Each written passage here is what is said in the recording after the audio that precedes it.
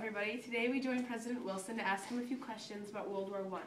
President Wilson, how do you think the killing of Archduke Ferdinand affected Europe? I think his assassination is essentially what triggered World War I. His death is what made Austria-Hungary declare war on Serbia, and from there the alliances led to almost all of Europe entering the war.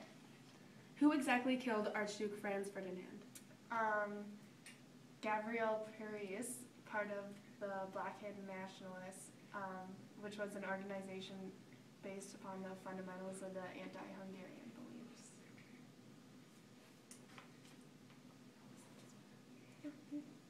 And who exactly were the alliances that formed during the war? There were two different sides to World War I. There were the Central Powers and the Allied Powers.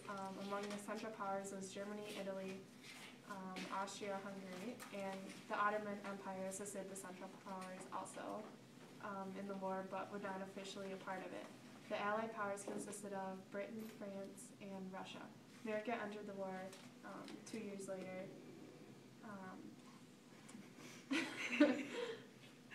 Why did the U.S. decide to enter late? The U.S. declared neutrality as we tried to play the peacemaker role, and we wanted to supply both sides of the war with weaponry, which boosted our industry, but once our neutrality rights were threatened, we declared war on Japan. Exactly how was the U.S. threatened? We were threatened by Japan with the sinking of the Lusitania and the Zimmerman note, which was false information. What was the war like over there? The war tactics consisted of trench warfare, and there was a lot of new weaponry that we were not accustomed to, and it was like a brutal battle with hundreds of thousands killed or wounded. What did the Sussex Pledge have to do with the war? It was a renewal of earlier promises to not sink liners without warning, and we established this after the Sussex of the French was attacked, injuring several Americans, and we threatened to cut diplomatic ties if Germany did not abandon its unrestricted submarine warfare. Out of your 14 points that you made, which ones do you think were the most important? Well, all of them were pretty important, but the first 9 had to do with the right to people governing themselves and self-determination.